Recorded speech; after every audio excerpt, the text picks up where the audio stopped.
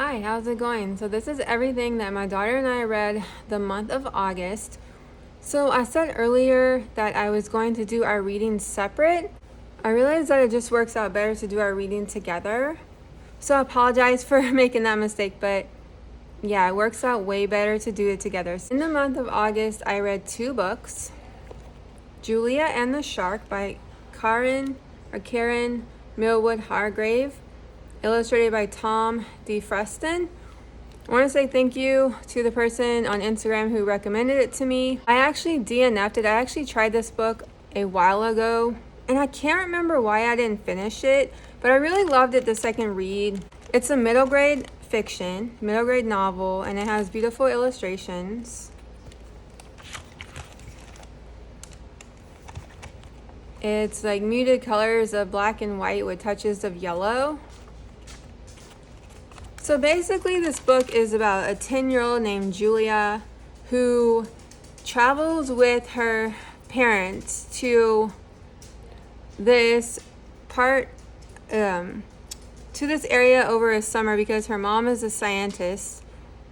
I believe her dad's a scientist also, and her mom wants to study this shark, and her mom struggles with mental health issues. It's really a family story.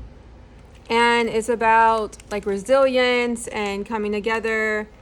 It's a quiet story. I really liked it. It's also about like being supportive of your dreams and other people's dreams, and also like being supportive of your family members. It's definitely realistic fiction, and I really enjoyed it. I don't know, it's kind of like, when I say it's a quiet story, I really like how it focused on her mother's issues, but it didn't stigmatize anything. It was I love reading stories about other people's like mental health struggles and different things and family dynamics, and also like people working things out. And so I would say it's a hopeful story. And actually, it says a family's fierce love and resilience right here. So yeah, I definitely felt that. And then this is an adult fiction. This is literary fiction. This is The Brilliant Life of Eudora Honeysett by Annie Lyons. So these are both from the library. And so this one, it compares it a little in the beginning to Eleanor Oliphant is Completely Fine, which I love. Basically, it's about an older woman. She's 85. Her name is Eudora, if I'm pronouncing that correctly. It has dark themes in it. It deals with the theme of aging and death. And I would say it's very, very, very bittersweet. It's really hard to not spoil it, but it's about an older woman who she's not happy in her life at this point at 85, and she's not sure she really wants to go on, and it's a lot dealing with death. So it's like I said, it's like kind of harder topics, but it was kind of therapeutic for me to read about because sometimes I tend to avoid these topics in books. So it's all about her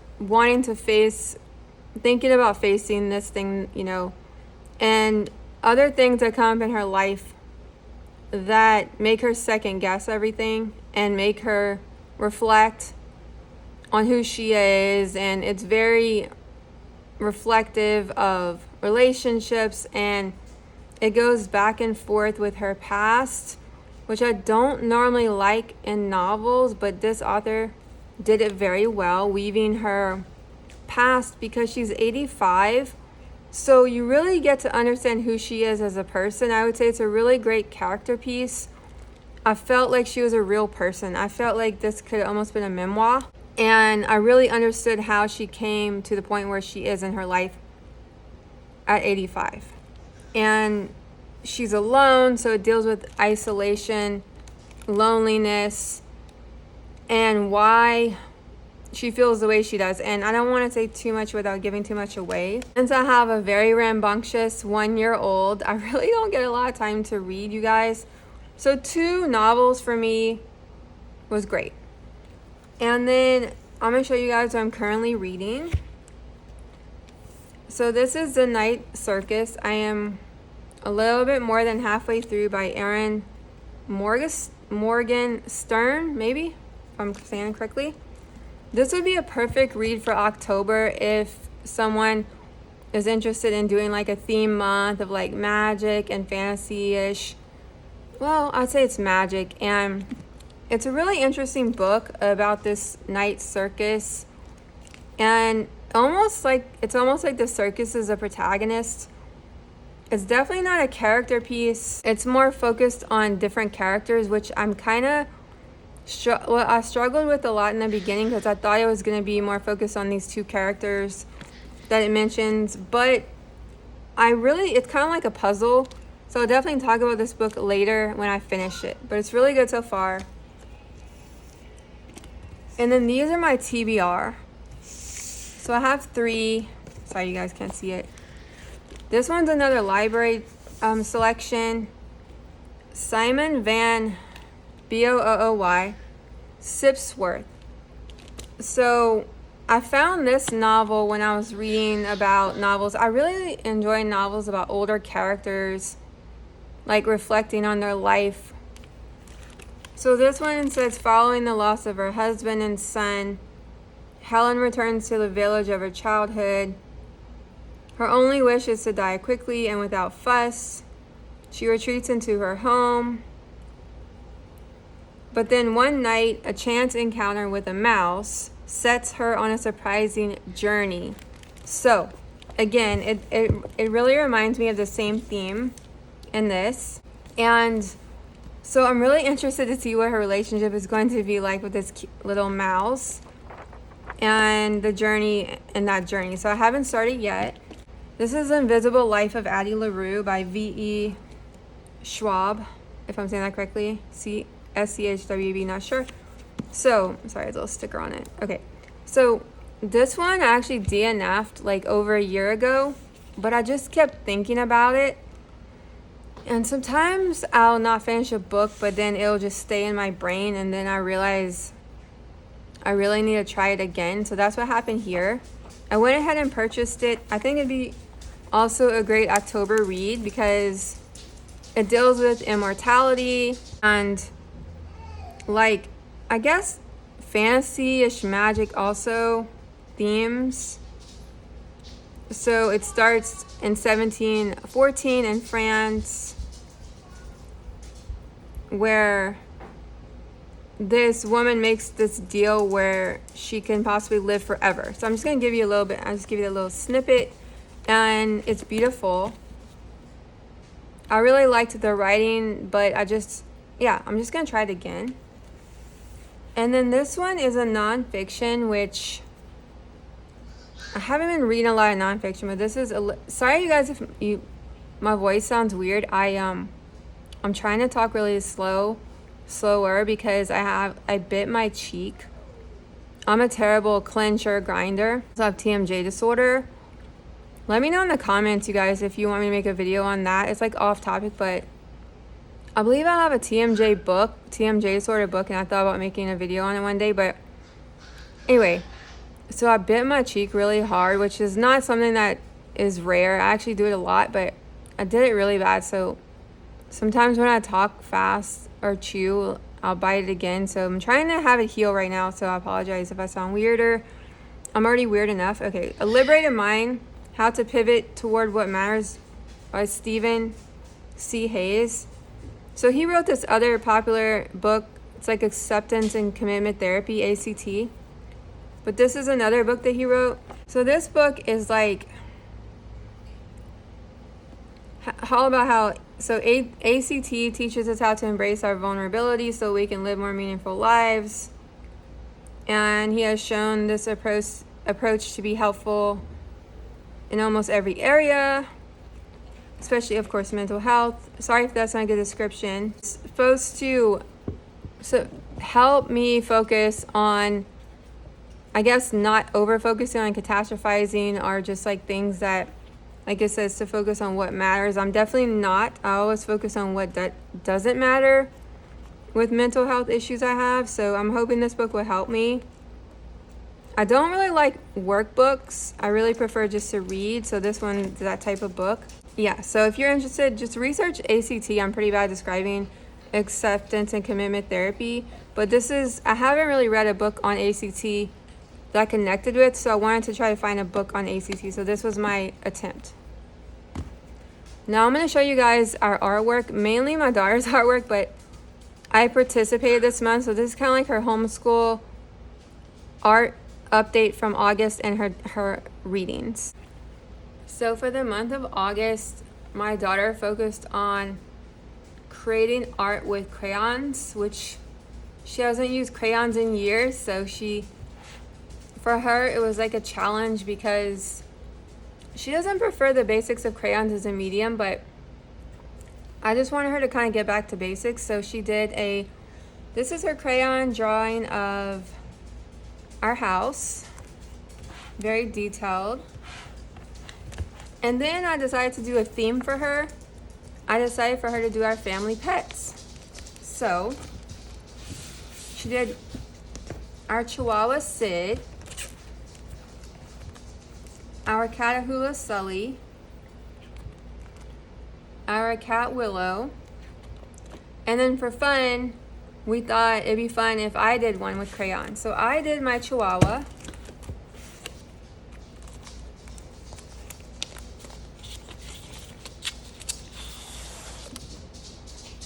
So this is my Chihuahua Sid, and I thought it'd be fun, both of our interpretations of Sid using the same medium. So this is our little Chihuahua mix Sid. My baby, now toddler almost, well, he's 1. He's moving the table. So yeah, this is Sid and Sid. It was fun. I actually broke the crayon within like 30 seconds. I pressed so hard, but it was kind of fun. Drawing with crayons. Portis, what did you think? Well, personally, I didn't really like it that much because crayons are very scratchy and they leave a very kind of pixelated looking texture on it. So it doesn't look like smooth, even like colored pencil does. Do you think it's a little bit like oil pastels? No, because oil pastels they glide and they're a lot more smooth without they don't look as defined. Okay, so these are the books she read since homeschool started. I'm not sure if we talked about these books before, so I apologize if they're repetitive. I just told her to grab a stack, so let's show them what you read so far in mostly August. So this is The Weston Game by Ellen Raskin, and basically, I'll apologize. So I'd give it like a 4 out of 5. I really liked it. It was a very peculiar book. It's not at all like most books. It was kind of a mystery, but kind of not. I don't know. Okay. And then Fantastic Mr. Fox by Roald Dahl. It was a very short, simple read, and it was a lot different than the movie. Mm-hmm. And this would be like a chapter book. Mm-hmm. Okay. Next up is Witchlings by Claribel Ortega. It's book 3 in the series. This is middle grade fantasy? Mm-hmm. Okay, so you really like it? Yeah.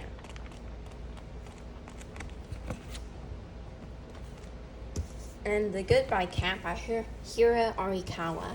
Is this adult? I think it's technically, it's actually a collection of stories about different cats who help people in their lives. Okay, so next is the Sherlock Holmes 1, 2, 3, and 4 books. There's actually a lot more short stories, but these are the only long books. the novels. Yeah. So what did you think? I think it was good. It was very detailed, like a lot of older books. What I found interesting was how Sherlock Holmes dealt with the mysteries. He examined every little clue and could determine how someone's height based on their footprints, someone's like age or whatever. And then The Little Prince by Antoine de Saint-Exupéry. That was a reread. Yeah, I think I read this like 3 times, but the 3rd time, I really read it a bit more. So I assigned The Little Prince to her again because we read it as a read aloud. And I think it's one of those books, kind of like The Alchemist, or even, for me, Jane Eyre or White Oleander, where I like to just revisit over and over, and you get something new out of it each time, right? Yeah. It's philosophical. I love it. So did you enjoy more the 3rd read? Yes, I did. This was also a homeschool read. This was In the Beginning by Virginia Hamilton. Stories. Creation stories from around the world. It was just a bunch of the creation stories. So did you enjoy learning about all these stories? So this was also a homeschool read. Did you see similarities? Yeah, a lot of similarities. Well, a lot of ones in the similar areas, like Mesopotamia, Jerusalem, like Greece. Kind of in that sort of region, they were very similar. But as you can, as you get farther out in the world, the stories get more different. Okay, so these are your current reads. Yeah, Warriors, The Fourth Apprentice, which is, so it's kind of confusing, but this is it's the 4th series, Omen of Stars, and it's Is this book 1? Yes, it's the first book in the 4th series. It's like a soap opera. Yeah, of cats. Okay, and this is also what you're currently reading. The Call of the Wild and White Fang by Jack London. So what do you think so far? I like it. It was written a long time ago, like 1876. Yeah. Which So it's a classic, children's classic. Okay, you guys, thank you so much for watching. I love you to like, subscribe, and check out my future videos. Thank you for watching. Take care. Bye.